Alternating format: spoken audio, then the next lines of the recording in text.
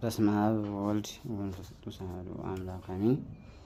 እግዚአብሔር ሰዎች እንደታደራችሁ እንደተለፈራችሁ እግዚአብሔር ይመስገን ከእኔ ጋር ሁሉ ሰላም ነው። አንድ መልእክት ለማስተላለፍ ነው። እንኳን አባታችን ይቅርታ ጠየቁ ደስ ብሎኛል። ሁላችሁ እንኳን ደስ ያላችሁ። ያው ታላቅ አባታችን አራት አይና የአራት ጉባኤ መምህር ሊቅ ናቸውና ይህ ሊቅነታቸው ደግሞ ያስመሰከሩበት ራሳቸውን ተሳስተው እንደነበረ እና ይቅርታ መጠየቃቸው ታላቅ ደስታ ነው ለሁላችንም። ሁላችንም ክርስቲያኖች ደስ ብሎናል፣ ልጆቻቸው በሙሉ ደስ ብሎናል እና በይቅርታቸውም ትልቅ ትምህርት ነው ያገኘንበት እና ሊቅነትን ያስመሰከረበት ነው። ታላቁ የሊቅነት እንትን ማለት ደግሞ መግለጫ ደግሞ ይቅርታ ነው። ሰው ፍጹም አይደለም።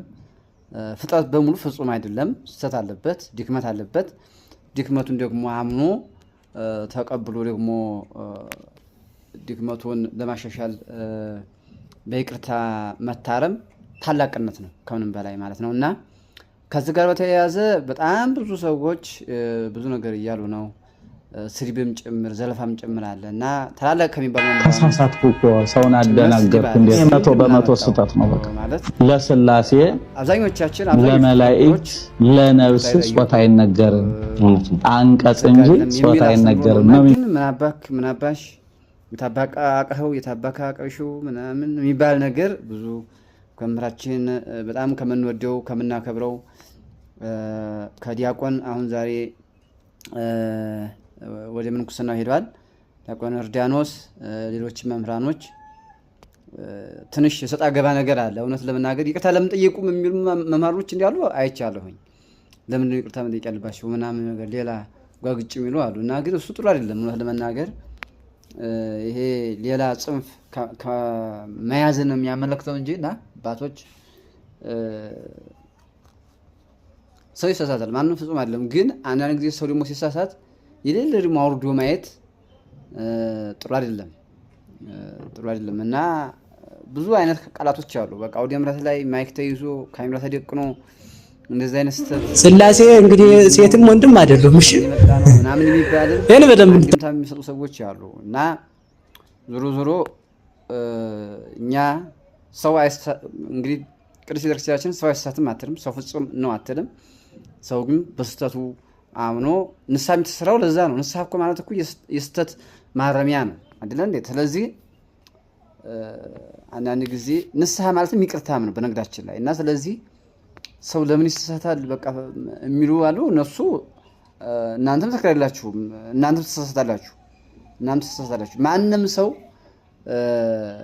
ፍጹም ነኝ ሊል ቢወድ ማንም ሰው ራሱን ከፍ ቢያደርግ ዝቅ ይላል። ማንም ሰው ደግሞ ራሱን ዝቅ ቢያደርግ ከፍ ይላል ብለዋል አምላካችን መድኃኒታችን ኢየሱስ ክርስቶስ። ስለዚህ በዛ ልክ ነው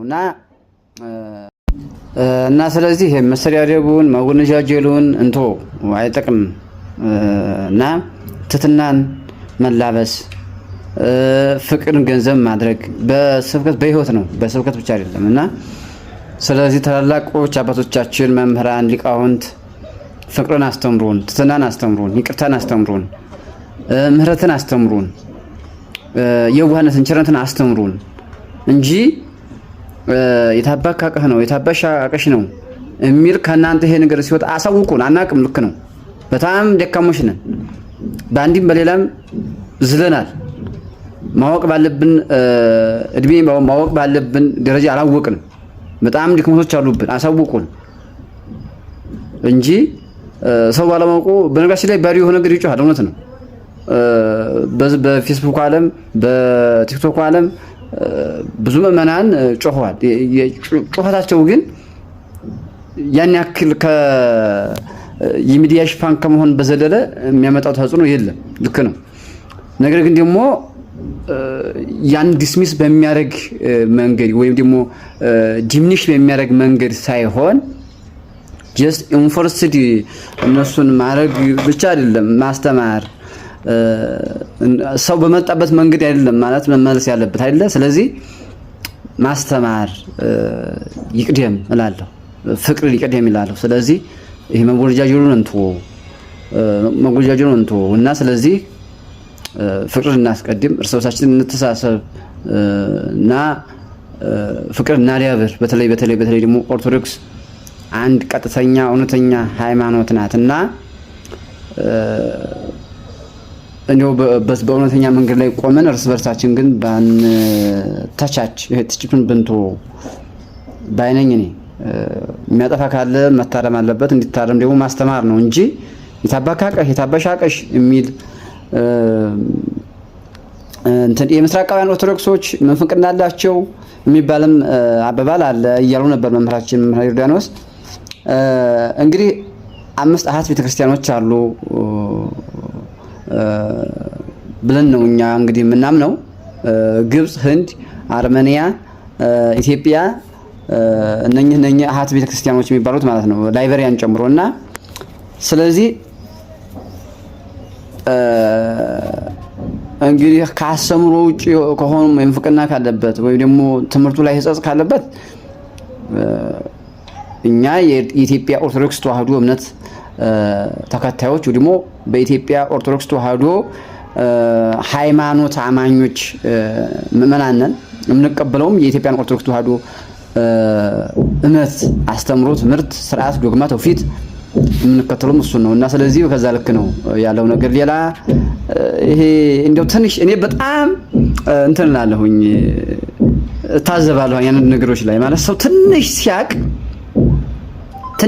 ትቢት ይዘዋል። በተለይ በቤተ ክህነቷ መንዲር በቃ የምታዘው ይሄን ነው። በቃ ሰው ትንሽ ሲያቅ በቃ በፊት ትሁት የሆነው መልካም የሆነው ቅን የዋህ በቃ ጥሩ የሆነ ክርስቲያናዊ ነገር የምታይበት እኮ ትንሽ እውቀት ዝና በተለይ ይሄ ዝናው በተለይ በቃ መተዋወቁ ሲመጣ በቃ አንቱ በቃ ይሄ በቃ ያውቃሉ ልቅናቸው ምናምን ሲባል እሱ ሲመጣ ዝናው ሲመጣ ቶታሊ ከክርስትና ህይወቱ ይጠፋል። ቶታሊ ማለት ነው በቃ ዲሚኒሽ ነው የሚሆን ወይም ዲሳይበር ነው የሚሆን። ሪሊ በቃ ፕራክቲካል ያየሁት እሱ ነው በቃ።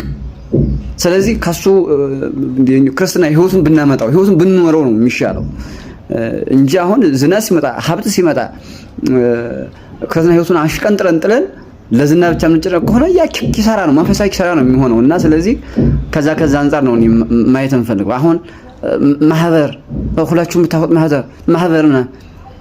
ማህበር እንግዲህ ማህበር ቁሳን ነው፣ ሌላ ማህበር የለም። እንግዲህ በኢትዮጵያ ኦርቶዶክስ ተዋህዶ ቤተክርስቲያን ማህበር ቁሳን ላይ ብዙ ሰው ነው የሚጮኸው። ግን ትረስት ሚ እኔ በዚህ ዘመን እንዲህ ማህበር ቁሳን ቤተክርስቲያን እየታደገ ያለ የለም ብዬ ነው የማምነው። ማመን ብቻ ሳይሆን ፕራክቲካሊ የምታየው እሱ ነው። በቃ ፕራክቲካሊ ማለት ነው እውነትን ይዞ እየተጓዘ ያለ ማህበር እውነትን ይዞ ለክርስትና ለተዋህዶ የቆመ ተዋህዶን በመደገፍ ተዋህዶን በማጽናት ተዋህዶ እንድትጠናክር እንድትሰፋ ስር እንድትሰድ እንድትለመልም እያደረገ ያለው ማህበሩ ነው። ስለዚህ አሁን አንዳንድ ልጆች ይኖራሉ በማህበሩ ውስጥ ሌሎች አንዳንድ የራሳቸውን የሚያራምዱ ልጆች ይኖራሉ። ግን ማህበሩ ግን እንደ ማህበር ግን እግዚአብሔር በአባታችን በአቡነ ጎርጎርዮስ አማካኝነት በሳቸው በመንፈስ ቅዱስ እንግዲህ እሳቸው በረከታቸው ይድርብና በሳቸው አማካኝነት የተመሰረተ ማህበር ነው።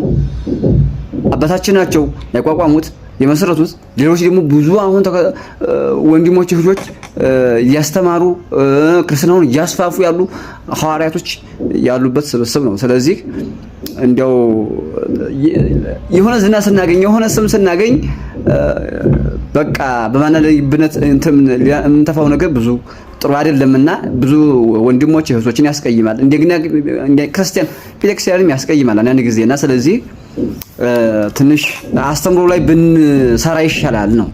አስተምሮ ላይ ወንጌልን ብናገለግል ክርስትናውን ብናስፋፋ ተዋህዶን ብናስተምር ብንሰብክ ተዋህዶን ብንሰብክ ምእመናንን ብንሰብክ ለምእመናን ብንደርስላቸው እንዴ ምስለ ሥላሴን የማያውቁ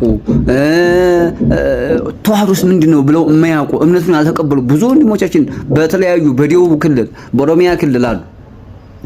ብዙ እነሱ ጋር መድረስ መቻል ማስተማር ሐዋርያዊ ተልእኮ ይዞ መሄድ ትክክለኛ ደግሞ ክርስቲያን ስለሆነ ተላብሶ መኖር ህይወት ማድረግ ነው እንጂ የሚሻለው እንዲያው እዚሁ ያለ ነው የተደላደለ ህይወት እየኖርን እርስ በርሳችን ደግሞ የምንነካከስበት የምንዘላለፍበት የምንናናቅበት አይደለም። ክርስትና እሱን አያስተምርም። ተዋህዶ እሱን አታስተምርም።